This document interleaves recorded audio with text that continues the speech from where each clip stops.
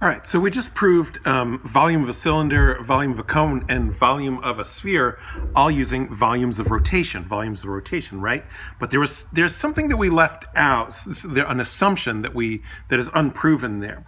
When we do volumes of rotation and we use volume equals pi integral a to b of f of x squared dx. If we think about where that came from, so one way to think about it is we thought about the disks and we build the shape out of disks. But another way you can think of it is what I'm really doing is doing a shape of known cross-section where the cross-sections are circles, right? So, I could have a certain shape like this, and I'm rotating it and making a nice little vase, little Grecian urn or something, right? And so instead of thinking of these as being disks that are rotating around, think of them as being cross-sectional areas. So remember, if you do an area of known cross-section, then the volume is the integral from A to B of the area of the cross-section. So, you've done plenty of those. So, but if your cross-sections are circles, right? So your cross-sections are circles. That's what a volume of rotation is. Then your A of x equals pi r of x squared, and the r of x is just the function value, so it's pi f of x squared. So that gives you, what we already know. So it gives you integral a to b of pi f of x squared dx, and then we just pull out the pi, and there's your volume of rotation formula derived by cross-sectional areas. So the key is that this formula that we've been using to prove the cylinder, the cone, and the sphere relies on that that the area is pi r squared. But how do we know the area of a circle is pi r squared? Well, our fourth grade teacher told us, and that's pretty much all we've got to go on at this point. So there are various ways to do it. The area of a circle was proven and determined long before calculus was invented, but we're going to look at a calculus way to do it. All our geometric derivations that we've done have depended on the area of a circle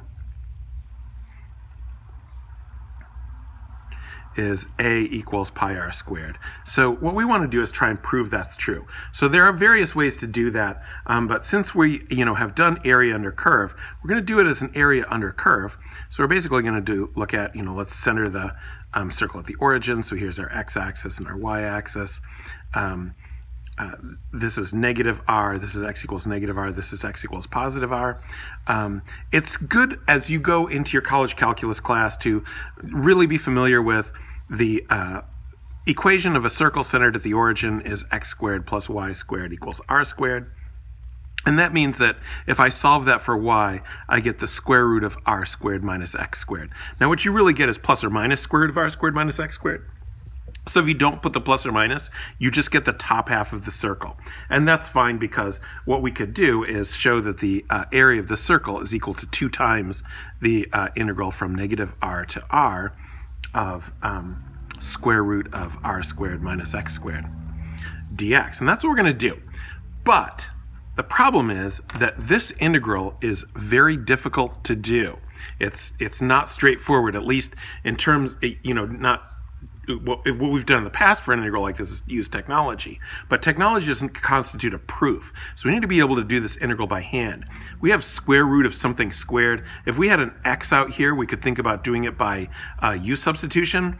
We really don't have any other technique that can handle this. There is a technique that can handle this. It's called trigonometric substitution. It's what we're headed for, but we need some preliminary stuff first. So among the preliminaries that we need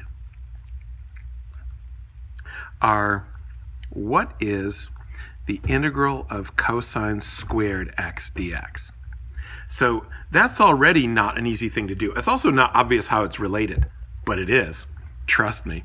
But how would you do this integral? Because if you try to use u equals cosine x, and then du equals negative sine x dx, but there's no sine x term in here, so you can't use a u substitution.